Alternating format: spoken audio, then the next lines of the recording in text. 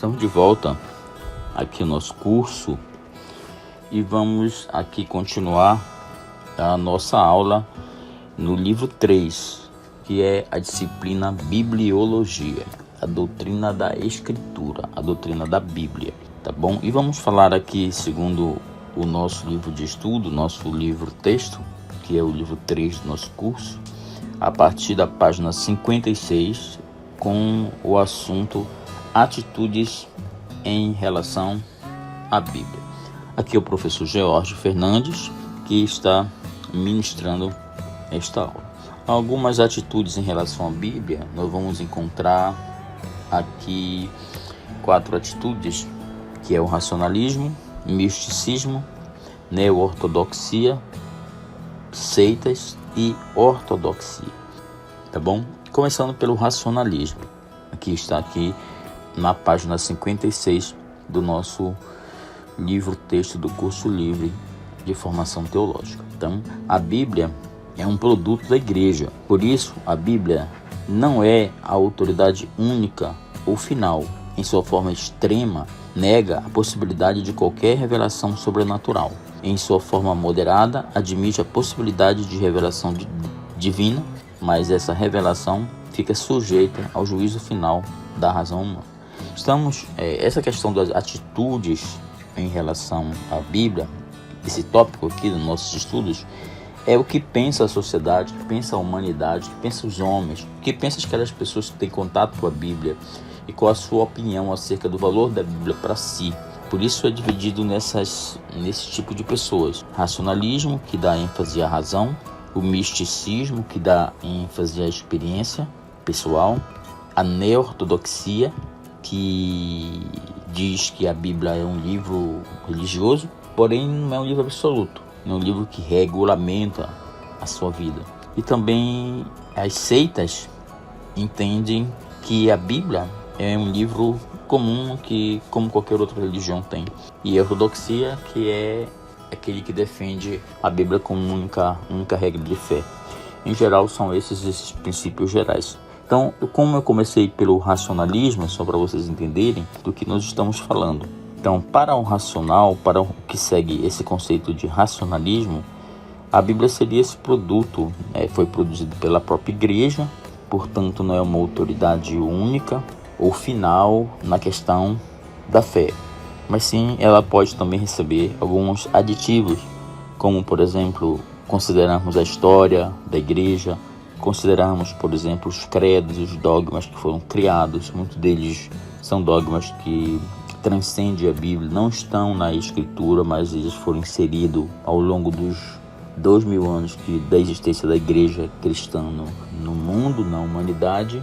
Algumas coisas foram incluídas, então eles admitem a questão da racionalidade, da razão, em detrimento de um absolutismo, de uma fé. O segundo item aqui, na parte B, é o misticismo. É aquela pessoa que a experiência pessoal tem a mesma autoridade da Bíblia, ou seja, ele dá mais ênfase ao movimento místico, à questão da espiritualidade, do que propriamente no texto bíblico. Muitas igrejas são movidas por esses movimentos místicos, são feitos assim, cerimoniais ou mesmo atos proféticos, que muitos desses atos contradizem as Escrituras. Então, toda igreja ela tem que viver de acordo com a regra principal, que é a Escritura. Então temos que ter muito cuidado em termos de um equilíbrio entre aquilo que é supostamente espiritual e aquilo que a Bíblia efetivamente diz.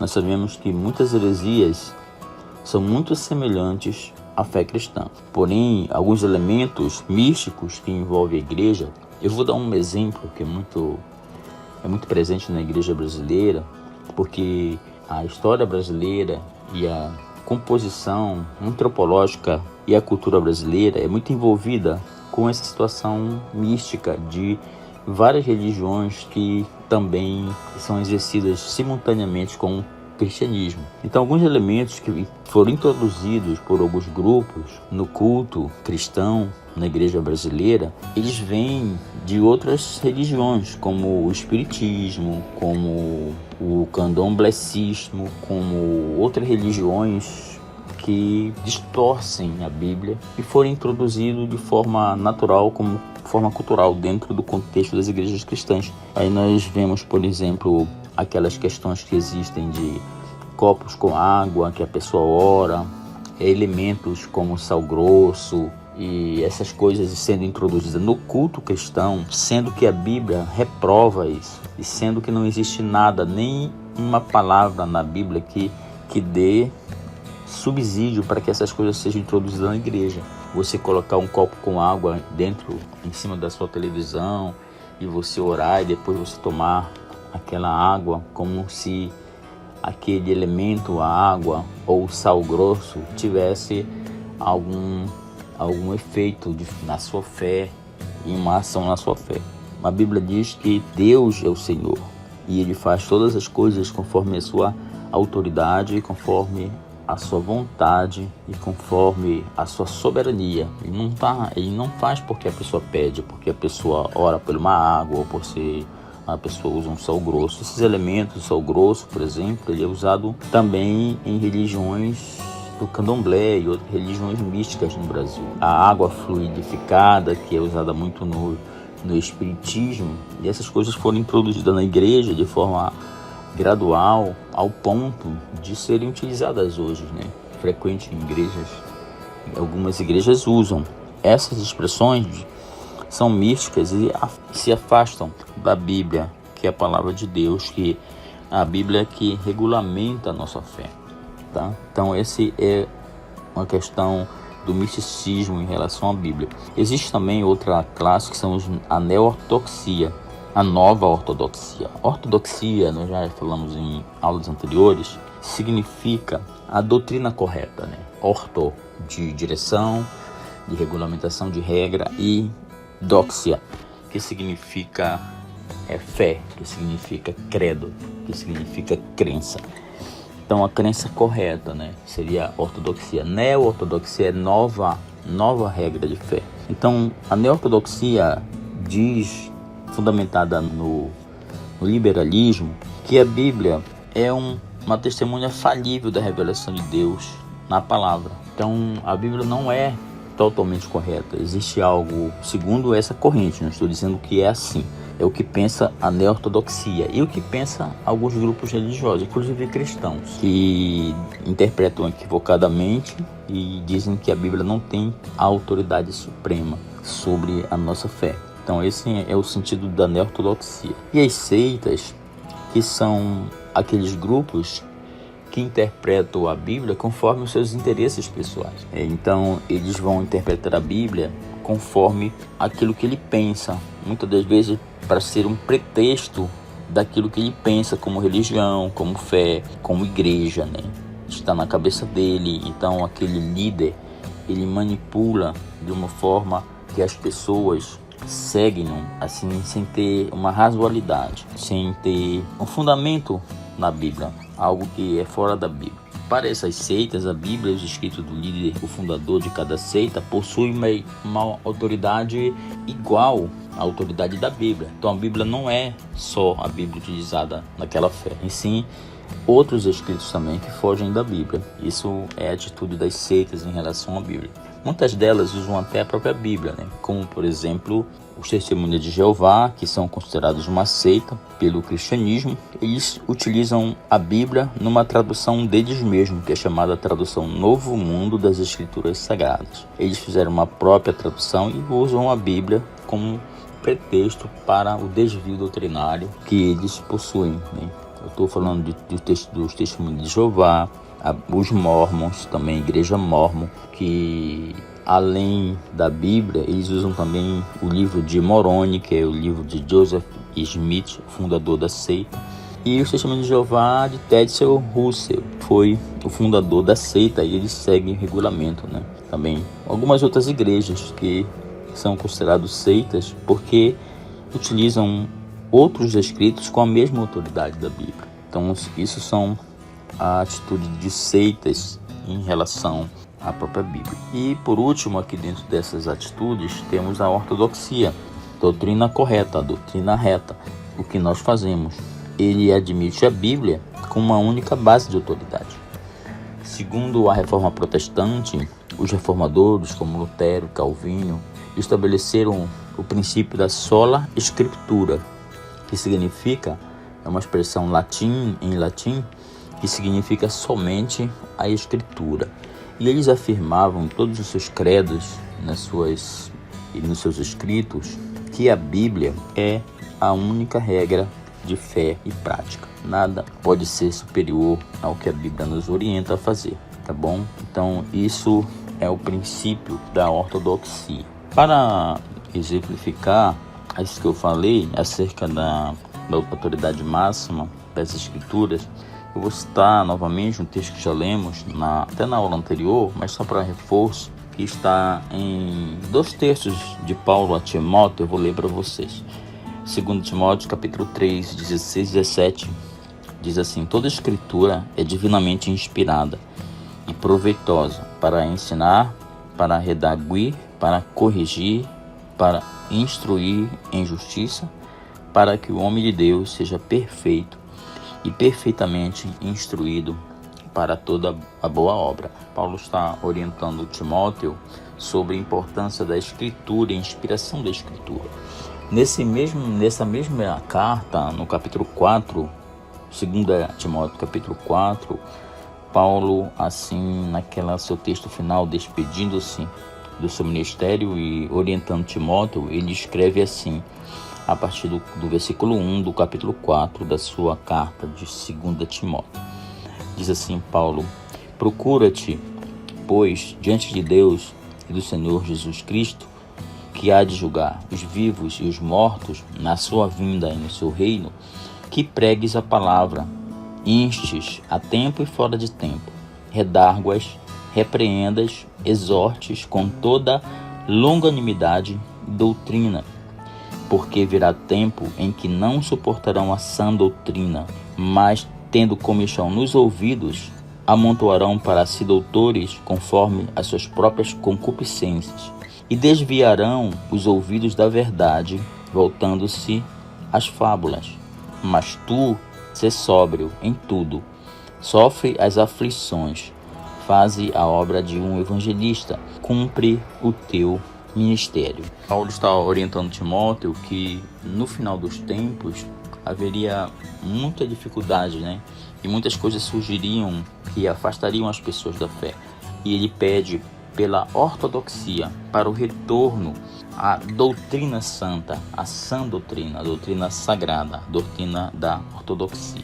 Tá bom? Continuando aqui, ainda na página 56 do nosso livro, nós vamos fazer algumas informações gerais da Bíblia.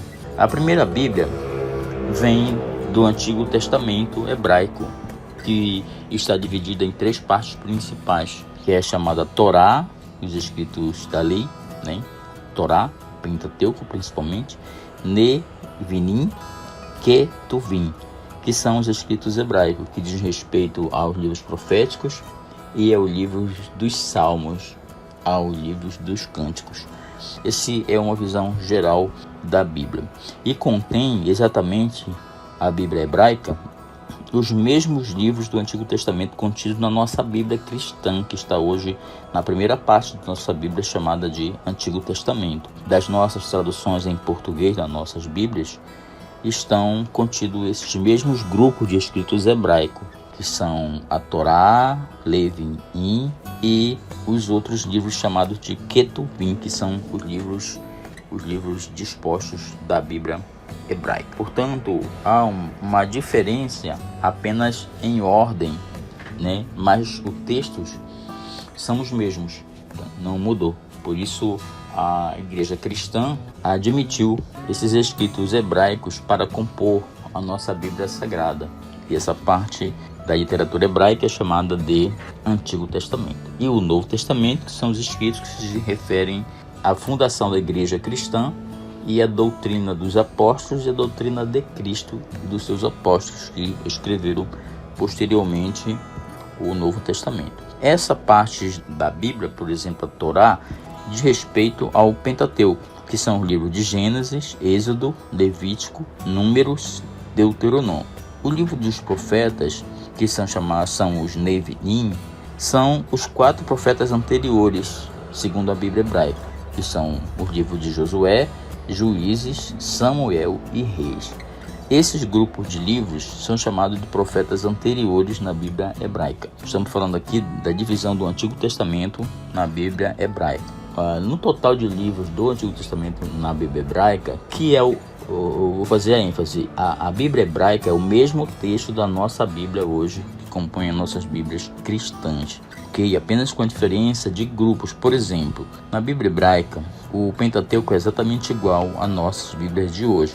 Na livros chamados profetas, os 4 profetas anteriores, que são chamados livros históricos de Josué, Juízes, Samuel e Reis, esses livros, também o livro de Crônicas se inclui nesse grupo, esses livros eles são agrupados. Por exemplo, o livro de Samuel é um só na Bíblia hebraica. Não está dividido em 1º e 2º Samuel conforme as nossas Bíblias, mas é o mesmo texto. Apenas o agrupamento de livros para a cultura e a interpretação da Bíblia hebraica, eles são agrupados dessa forma. Às vezes até nem na mesma ordem que a nossa, porém o conteúdo é exatamente o mesmo. O livro de Reis, por exemplo, na Bíblia hebraica, é um livro só. O livro não é dividido em 1º e 2º Reis. O livro de Crônicas não é dividido também em 1ª Crônica, 2ª Crônica. Não, eles são agrupados em um único livro. Assim como o livro de Neemias, o livro de Esdras é um só. Aqui é unido Esdras e Neemias num livro só. Nas nossas Bíblias cristãs são divididos em Esdras e Neemias. Então esses agrupamentos, quando a gente soma individualmente, eles compõem os 22. A Bíblia hebraica são 22 livros, enquanto que na nossa Bíblia são 39 livros, ou Antigo Testamento. Mas o texto que compõe esses 22 livros hebraicos para os 39 das nossas Bíblias em português é o mesmo texto, não há nenhum tipo de diferença, exceto a Bíblia católica, que contém os livros apócrifos, que foi um acréscimo de outros livros na Bíblia que ocorreu por volta do século XVII. Isso nós vamos tratar mais adiante sobre esses livros apócrifos. Pois é, estamos falando aqui dos livros de Nevilim, que são os livros dos profetas. Falamos dos profetas anteriores. Agora tem um grupo também de profetas posteriores, que são os profetas Isaías, Jeremias, Ezequiel. Tá? Lembrando que também está dentro desse grupo de livros profetas posteriores também o livro de Lamentações de Jeremias, tá bom? O livro dos 12 profetas menores e Daniel também entra nessa questão. Então, dentro dos livros profetas posteriores, na Bíblia hebraica está Isaías, Jeremias, Lamentações, Ezequiel, Isaías, Jeremias, Ezequiel e os 12 profetas menores. Os escritos chamados Ketuvim ou Agiógrafos são 3 livros, chamados também de poéticos, são o livro de Salmos, Provérbios e Jó. Também há na literatura hebraica os 5 rolos de Mejlot, que são os cânticos da Páscoa, em alusão ao Êxodo. Ruth, que era um livro na celebração da colheita. Lamentações de Jeremias, que era lido no mês de Abibe, relembrando a destruição de Jerusalém pelos babilônicos. O livro de Eclesiastes, a festa dos tabernáculos. Esse livro sempre era lido na cultura hebraica na festa dos tabernáculos. E o livro de Esther, que era lido na festa do Purim, comemorando o livramento de Israel da mão daquele homem mau chamado Amã, na época do exílio babilônico. Também tem um grupo de livros na Bíblia hebraica que são chamados livros históricos. Aí nós incluímos nesses escritos chamados hebraicos o livro de Daniel, Esdras, Neemias e Crônicas. São chamados livros históricos. Esses livros, divididos nessas categorias, na Bíblia, antiga Bíblia hebraica e na Bíblia hebraica hoje, lá em Israel, o judaísmo usa a Bíblia deles com esse agrupamento de livros, nessas divisões. Somando todos esses livros hebraicos da literatura hebraica, teremos a mesma quantidade dos livros que temos na nossa Bíblia hoje, que são os 39 livros que nós temos hoje, exatamente igual, exatamente o mesmo texto. No nosso caso, o Antigo Testamento, hoje editado no Brasil que é a divisão em português, segue essa divisão que eu vou descrever para vocês agora. Se você confirma depois no seu livro texto, para ficar mais uma aprendizagem mais objetiva. São 17 livros históricos, agrupando em históricos, que são Gênesis, Êxodo, Levítico, Números, Deuteronômio, Josué, Juízes, Ruth, 1 Samuel, 2 Samuel, 1 Reis, 2 Reis, 1 Crônicas, 2 Crônicas, Esdras, Neemias e Esther. São 17 livros históricos no total. Sendo que entre esses livros históricos, alguns teólogos, bibliologistas, também os primeiros 5 livros, que são chamados a Torá, os 5 livros da lei, eles podem também ser agrupados com o codinome de Pentateuco, que significa 5 livros da lei. Então, os 5 primeiros livros. Também há a divisão em poéticos, que são o livro de Jó, Salmos, Provérbios, Eclesiastes e Cânticos, que é também chamado Cânticos de Salomão ou Cantares, ou também é chamado Cântico dos Cânticos. São essa nomenclatura desse livro, que é o livro de Cânticos. São 5 livros poéticos e 17 livros proféticos. Aí são todos os livros dos profetas. E alguns teólogos também dividem em profetas maiores e profetas menores. Não significa que é profeta grande, profeta baixinho, profeta alto, ou profeta gordo e profeta magro. Não é assim, por isso que é chamado maiores e menores. Mas sim, é chamado assim pela quantidade de escrito, pelo tamanho da obra, pelo tamanho de cada livro. Então, dentro dos profetas maiores estão Isaías, que é o maior livro, com 66 capítulos, Isaías, Jeremias, Lamentações, Ezequiel e Daniel são considerados os profetas maiores pelo tamanho da obra que eles desenvolveram. A outra divisão, que é a mesma divisão da Bíblia hebraica, são os profetas menores, que são 12 livros. Aqueles profetas que escreveram os livros menores, por isso são profetas menores. São os 12 livros os seguintes: Oséias, Joel, Amós, Obadias, Jonas, Miqueias, Naum, Abacuque, Sofonias, Ageu, Zacarias e Malaquias. Então esse é um panorama geral da composição de todos os livros da Bíblia. Falamos aqui do Antigo Testamento. Evidentemente, eu fiz a comparação entre o que nós herdamos, o cristianismo herdou.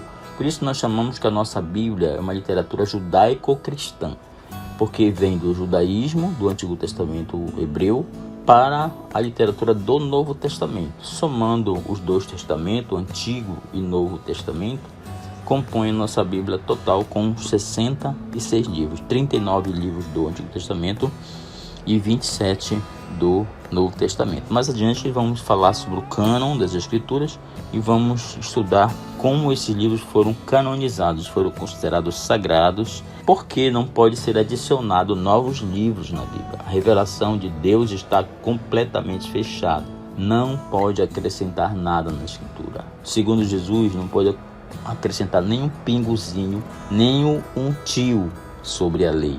Não pode tirar nem acrescentar. Isso nós vamos ver também mais adiante, quando formos estudar a questão da canonização do cânon da Bíblia, né? Do Antigo e do Novo Testamento.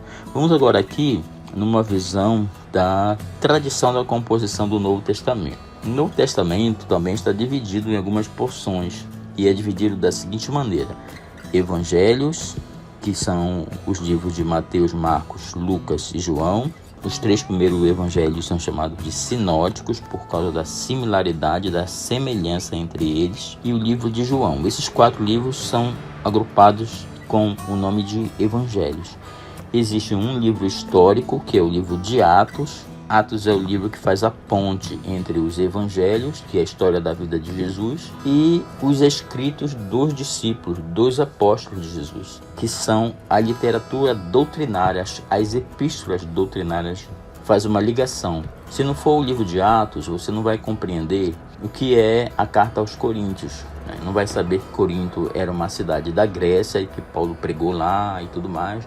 Depois ele escreveu a carta para orientar os membros daquela congregação em Corinto. Se não fosse Atos, você não ia saber a carta aos Efésios. O que é Efésios? Aí nós vamos entender que foi uma cidade na Turquia, antigamente naquela região era chamada de Ásia Menor, onde Paulo fundou uma igreja, onde Paulo alugou um auditório naquela cidade e ficou ali pregando o evangelho, e fez pelo menos 2 viagens para lá, depois da fundação daquela igreja. Fundou também várias igrejas ao redor da região de Éfeso, que foi chamada ainda no Novo Testamento das 7 igrejas do Apocalipse, que aparece ali no início, no capítulo 2 e 3 do livro do Apocalipse. Então, os 4 evangelhos são os primeiros 4 livros do Novo Testamento. Tem um livro histórico, que é o livro de Atos, que conta a expansão da igreja, surgimento da igreja e o crescimento da igreja em todo o Império Romano. E depois também compõe o Novo Testamento 21 epístolas, 21 cartas e, por último, um livro profético, que é o livro do Apocalipse. Tá? As 21 cartas são 13 cartas atribuídas a Paulo, a carta aos Hebreus, que é uma carta anônima, não está ali dentro do texto, não está citado o autor. Há uma corrente que atribui essa carta à autoria de Paulo, porém, por uma questão de estrutura literária, de característica do texto e do formato da carta, ela difere um pouco das outras 13 cartas, e, portanto, fica uma dúvida sobre a autoria da carta aos Hebreus. Então, não se sabe exatamente quem é o autor. Alguns atribuem a Paulo e outros a outros autores, como, por exemplo, Silas, Apolo, Lucas, ou outro autor poderia ter sido, mas não há uma definição de quem foi o autor da carta aos Hebreus. E é uma pergunta que a gente deve fazer, né? Quando chegar ao céu e falarmos com Paulo, perguntar a ele se foi ele que escreveu essa carta aos Hebreus. Então, as 13 cartas de Paulo são Romanos, 1 aos Coríntios, 2 aos Coríntios, Gálatas, Efésios, Filipenses, Colossenses, 1 Tessalonicenses, 2 Tessalonicenses, 1 Timóteo, 2 Timóteo, Tito e Filemão. Essas são as 13 cartas de Paulo. Aí tem as epístolas chamadas gerais, epístolas universais, que são 8 cartas. Tá? Então são 13 cartas de Paulo e 8 cartas gerais. Por que cartas gerais? Porque foram endereçadas a todas as igrejas daquele momento. Não foi dirigida a uma só igreja, como Paulo fazia.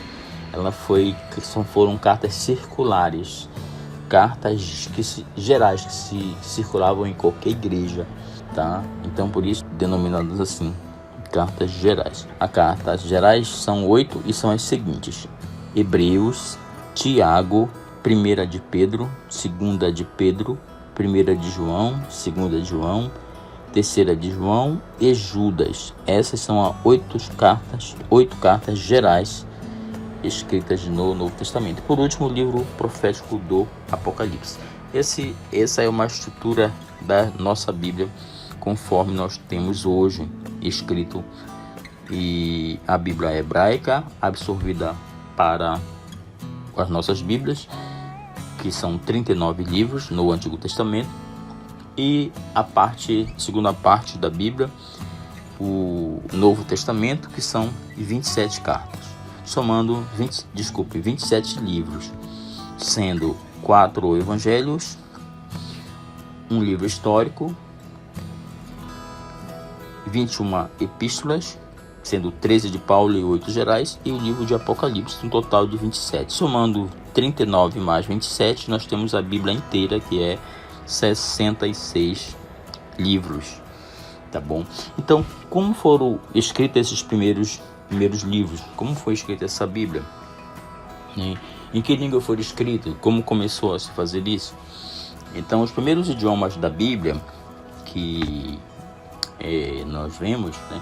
Hoje a Bíblia é ditada em vários idiomas, poucas etnias ainda pela terra não contém a Bíblia. Sabemos que existe várias etnias, aliás, né?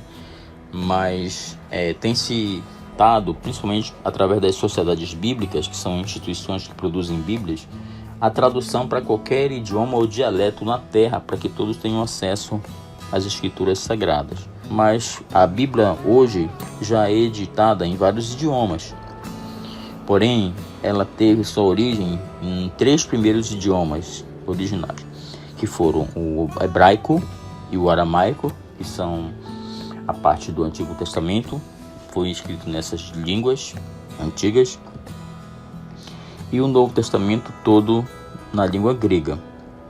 E posteriormente, após a formação da igreja, por volta do século IV, a Bíblia foi traduzida para o latim e foi divulgada em latim, pelo latim, porque o latim era a língua do Império Romano, dos romanos, e foi difundido essa tradução mais do que as outras. Essa tradução é chamada de Vulgata, que é a tradução dos originais grego, hebraico e aramaico para a língua latina. E essa tradução em latim, ela foi usada basicamente até a Reforma Protestante, até que depois da Reforma, Lutero traduziu a Bíblia. Primeiro os pré-reformadores como John Wycliffe e John Hus traduziram a Bíblia para John Wycliffe traduziu a Bíblia para o inglês e John Hus traduziu a Bíblia para o alemão. E Lutero começou também a traduzir a Bíblia para o alemão naquela oportunidade, tá bom? E depois foram surgindo as outras versões que nós vamos estudar mais adiante acerca da tradução da Bíblia para outros vernáculos, para outras línguas, tá bom? E até por volta da Idade Moderna, por volta dos anos 60, a Bíblia era lida nas igrejas católicas, principalmente em latim. As missas, que é o cerimonial da Igreja Católica, era feito em latim até por volta dos anos 60, no mundo inteiro. Então, era uma língua que os próprios sacerdotes precisavam estudar para poder ministrar e pregar em latim. Ou seja, quem não conheceu o latim não entendia nada do que estava sendo pregado ou ensinado, estava sendo lido. A Bíblia não era acessível ao povo. Foi a Reforma Protestante que possibilitou a tradução da Bíblia para o idioma local, para o vernáculo, que significa a língua local de cada povo, de cada estado, de cada país, de cada etnia. Hoje já existem Bíblias até nos formatos digitais, Bíblias para surdos, que é a Bíblia Braille, e a Bíblia também para qualquer etnia, até a Bíblia na linguagem indígena de cada povo, né? Já existe pessoas traduzindo a Bíblia. Esse trabalho é feito pelas missões indígenas e feito também pelas sociedades bíblicas que estão espalhadas pelo mundo todo, tá bom? Então, estes foram os idiomas que deram origem à nossa Bíblia atual. Queremos lá para frente, no capítulo sobre as traduções da Bíblia, nós vamos estudar melhor essas traduções. Eu vou falar um pouquinho de cada língua, né, aqui em que a Bíblia foi escrita. Vamos falar aqui do aramaico, que era uma língua semítica, era a língua usada ali na região da Mesopotâmia, tá? Então, o aramaico é uma língua de origem semítica. Semítica, esse termo semítico vem da descendência de Sem, o filho de Noé, né? Por isso ele é daquela região ali de Babel. Depois que houve a divisão das línguas, eles se agruparam numa língua específica chamada de idioma semítico. Aí surge desses povos de origem semíticas o aramaico. Foi o idioma falado há 2000 anos antes de Cristo em Arã ou Síria pelos judeus durante e após o cativeiro. É aquela região da antiga Babilônia e da antiga Suméria, né, e da antiga Assíria, tá bom? Ali se falava o aramaico. Era uma língua que quando os judeus voltaram do cativeiro para Jerusalém novamente, para Israel, eles trouxeram essa língua. Então era um idioma que era falado pelo povo, por ser mais acessível a eles, era falado pelo povo na época de Jesus, na época que foi escrito o Novo Testamento, né? Também existia o aramaico ainda sendo falado naquela oportunidade. Por isso nós temos algumas expressões no Novo Testamento que são em aramaico, como por exemplo a expressão Eli, Eli, lama sabachthani, que Jesus falou na cruz. Essas palavras eram em aramaico. Ou a expressão que Jesus falou assim, Tamita Kumi, é uma expressão aramaica que aparece no Novo Testamento. Era uma língua falada naquela época de Jesus, inclusive Jesus falou algumas expressões, mas a língua do povo judeu naquela época era o hebraico. Também se falava o latim por causa da ocupação romana ali naquela região da Palestina. Também se falava o grego, que era uma língua falada em todos os povos naquele momento histórico ali onde foi composto o Novo Testamento. Mas voltando aqui para o aramaico, falado ali na região da Síria pelos judeus durante o cativeiro, que quando o seu retorno trouxeram para a cultura hebraica, e algumas pessoas ainda falavam. Era a língua falada por Jesus e seus discípulos, como acabei de afirmar. Em Daniel 2:4 tem alguns versículos aqui, Daniel 2:4, 7:28, Esdras 4:8, Esdras 6:18, Esdras 7:12-16, Jeremias 10:11, fala sobre essa questão do aramaico. Vamos ler aqui, identificar aqui pelo menos uma duas dessas citações, e depois vocês leem em casa melhor nas Bíblias de vocês, orientando aqui pelo livro texto. Vocês procurem ler esses versículos, essas citações. Vamos ler Daniel capítulo 2, versículo 4. Diz assim: E os caldeus, que eram os babilônios, disseram ao rei em aramaico.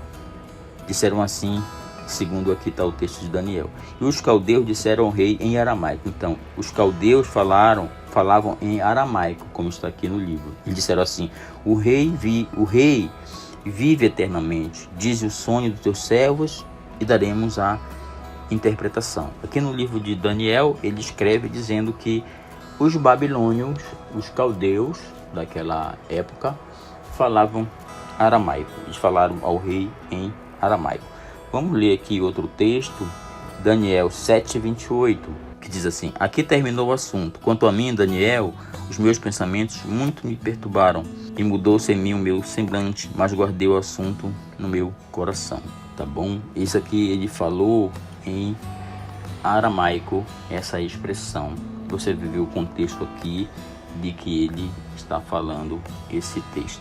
Esdras 4, 7 e 8 diz assim: e nos dias de Atarxerxes escreveram Bislão, Mitredate, Tabeel e outros seus companheiros. Escreveram para Atarxerxes, rei da Pérsia, e a carta estava escrita em caracteres siríacos e na língua siríaca. Aqui fala também de uma língua siríaca, que foi a carta escrita para o rei de Judá, nessa época aqui de Esdras. Então havia uma língua siríaca ali, que essa língua siríaca era o aramaico, que foi falado naquela região toda, na Síria, também falava na Assíria, na Babilônia, também falava pelos cativos, aqueles que viveram naquelas regiões. Quando voltaram para Israel, voltaram com algumas expressões e palavras em aramaico que era falada naquela oportunidade. Tá bom? Também era uma língua falada por Jesus e seus discípulos, como já falamos, falada pelos arameus no século 12 a.C., que se estabeleceram com grande número na região da Mesopotâmia, onde hoje atualmente é o Iraque, Síria e a região da Turquia Oriental. Também ainda hoje se fala essas línguas siríacas, chamadas de o aramaico ainda. Onde por volta de 626 a.C., Nabopolassar proclama-se rei da Babilônia e unifica os povos medas e cintas para derrotar a Síria. Então toda aquela área ali falava o aramaico. A língua hebraica, que é outra língua em que a maioria dos textos eu diria apenas cerca de 5% ou menos disso do texto todo do Antigo Testamento é aramaico. O restante, mais de 90% do livro é escrito em hebraico, que é o idioma judaico. A língua hebraica foi falada pelos israelitas durante a sua independência. É uma língua também de origem semítica, do ramo do filho de Noé, Sem, do norte ocidental daquela região da Mesopotâmia, sendo por eles considerada pelos hebreus a língua sagrada, e no Antigo Testamento é chamada de língua de Canaã ou língua dos judeus, segundo Isaías 19, 36, 2 de Reis 8 e 28, fala sobre a língua dos judeus. Há quem afirme que o hebraico é o idioma original de toda a humanidade. Teria sido a língua falada após o cativeiro babilônico. O idioma hebraico era escrito somente com consoantes sem vogal, mas por volta do século V a.C. começaram a aparecer ajudas para a leitura, que vários eruditos atualmente chamavam de matris lexicones, em uma expressão mestres de letras, né? Em uma expressão latina, chamavam de matris lexicones. O alfabeto tem 22 letras, consoantes, e posteriormente a letra S foi incluída.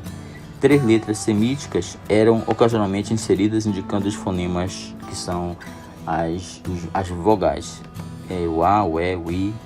Então, o O e o U eram às vezes anotados com caracteres em hebraico, pontos ou pontinhos, para dar o som das vogais na língua hebraica. Originalmente ela não tinha vogais. Depois foi introduzida lá por volta do século VIII, mais ou menos, pelos maçoretas nas cópias de escritos do Antigo Testamento. Já temos essa colocação dos caracteres que indicam a vocalização das palavras, tá bom?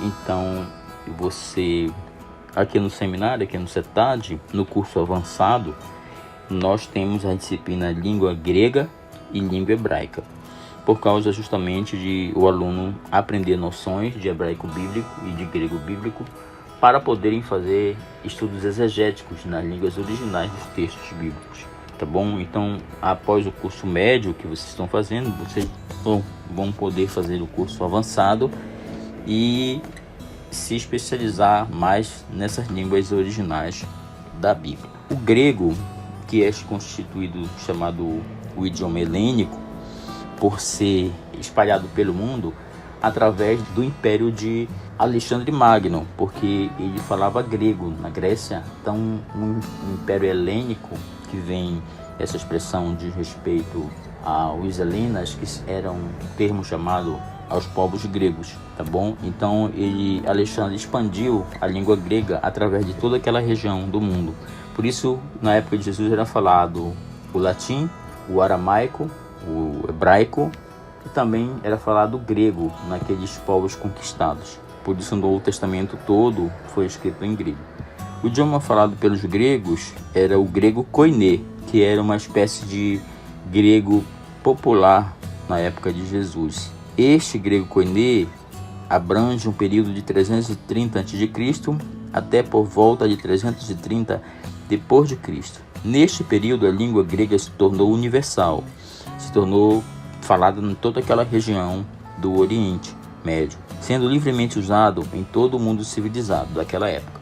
Os judeus do Antigo Testamento, Zacarias 9:13, Daniel 8, Daniel 10, Daniel 11, e do Novo Testamento, Atos 20, Atos 12, e todos os povos do Mediterrâneo falavam o grego.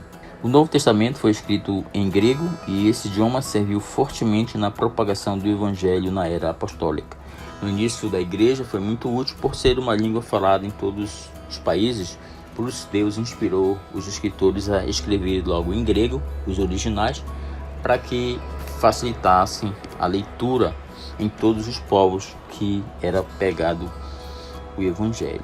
Já no Antigo Testamento, eu vou ler aqui Zacarias 9:13, para nós termos uma ideia que já naquela época já era citado os povos gregos, já havia a língua grega, porém ainda não tinha sido transmitido a toda aquela região, porque ainda não havia sido constituído o Império de Alexandre o Grande, que saiu colonizando todos aqueles povos e impondo a cultura grega, impondo a língua grega para aqueles povos conquistados. Diz assim o livro de Zacarias 9:13: porque curvei Judá para mim, enchi com Efraim o arco, suscitarei a teus filhos, ó Sião, contra os teus filhos, ó Grécia, e por-te-ei, ó Sião, como a espada de um poderoso. Então ele fala assim, Grécia. Então já existia desde naquela época do Antigo Testamento, lá dos profetas menores, o povo da Grécia, que falava o grego. Outra leitura aqui do Antigo Testamento, Daniel 8:21, fala do Império Grego, né?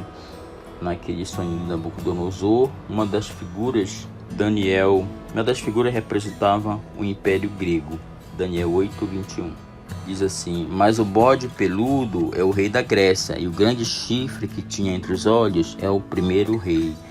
Então aqui o rei da Grécia falava o sonho de Nabucodonosor. Esse primeiro rei seria Alexandre o Magno, que depois, essa aqui é a visão da estátua, já aparece o Império Grego, e na visão daqueles grandes animais, o tigre, o bode peludo, é o rei da Grécia. Então já aparecia ali, os gregos já existiam, já era falado a língua grega desde aquela época lá, antes do cativeiro babilônico e depois do cativeiro babilônico, e permaneceu até os dias de Jesus, o qual foi escrito o Novo Testamento em grego. Por fim, para finalizar essa parte da nossa aula, nós vamos falar do idioma latino, do latim, idioma romano, imposto pelo Império Romano. O Império Romano subjugou, né, o Império Babilônico subjugou o Império Assírio. Os assírios falavam o aramaico. Os babilônios permaneceram com o aramaico. Depois, os assírios também falavam aquelas línguas siríacas daquela região, que basicamente era o aramaico. Depois, os babilônios foram dominados pelos medos e persas. Foi introduzido um pouco da literatura e da cultura pérsia lá naquela região. Depois os persas foram subjugados pelo Império de Alexandre o Grande, já com a cultura e língua grega em toda aquela região. Depois de Alexandre foi dominado pelo Império Romano, e o Império Romano impôs a cultura romana e a língua latina, o latim, para aquela região. Até a época de Jerônimo, no século IV, a maioria dos cristãos usava a Bíblia em grego, que era o Novo Testamento, que circulava. Usava o Antigo Testamento, já traduzido para o grego, que era aquela versão dos 70, a Septuaginta, a versão que foi a tradução do hebraico para o grego do Antigo Testamento, era usado naquela época, e era a Bíblia que Jesus e Paulo lia, a tradução do hebraico para o grego. Apesar de existirem algumas traduções da Bíblia em latim, elas não eram boas. Então, Jerônimo começou o seu trabalho de tradução por volta do século IV de toda a Bíblia. Começou em Roma, depois de ter sido comissionado para esse trabalho pelo Papa Damaso, por volta do ano 382. Ele provocou o seu sucesso ao permanecer com a Bíblia oficial da Igreja Católica por mais de 1500 anos. Por mais de 1500 anos, até o final da Idade Média, a Igreja Católica usava apenas a Bíblia em latim. Até por volta dos anos 60, todas as missas, leituras bíblicas nas igrejas eram em latim. Apenas depois do Concílio Vaticano I, estabeleceu a tradução da Bíblia, e a Bíblia já havia sido traduzida, mas a Igreja Católica autorizou a leitura e a pregação da Bíblia na própria língua do povo local, né? Só por volta do ano 60 foi que houve, 50, 60, que houve essa abertura. Porém, os reformadores, desde o século XVI, já estavam traduzindo a Bíblia em cada idioma de cada povo, tá bom? Então, desse ponto em diante, a partir de 1500, ao que parece, em lugar de confiar nos textos gregos da Septuaginta, Jerônimo traduziu os livros do Antigo Testamento diretamente do hebraico. Então, a Vulgata era a tradução da língua grega hebraica e aramaico para o latim, a língua romana. Essas são as 3 línguas originais da Bíblia, né, que eu acabei de falar: aramaico, hebraico e grego, e o latim, que foi uma importante tradução, foi a primeira tradução para outra língua e que perdurou por 15 séculos, mais ou menos, reinando soberanamente essa versão da Vulgata sobre a igreja. A partir da Reforma foi que começaram a traduzir a Bíblia nos idiomas locais de cada povo, de cada língua. Vamos estudar depois a história lá para frente da tradução em português, na versão em português, na tradução de Figueiredo, a tradução de Almeida. Vamos estudar sobre as traduções. Essa é a nossa aula de hoje, a nossa segunda aula, acerca da disciplina Bibliologia. Nós oramos que Deus os abençoe, que Deus lhe dê graça, que Deus lhe dê sabedoria, que Deus lhe dê resiliência, que é paciência, para que vocês possam passar por esses momentos difíceis. Continuem seus estudos, perseverem, não larguem, não abandonem seus estudos, e na próxima aula a gente volta com outro assunto sobre a Bibliologia. Vamos falar de autoria e inspiração das Escrituras. Que Deus os abençoe, fique na graça, na paz do Senhor, em nome de Jesus. Amém.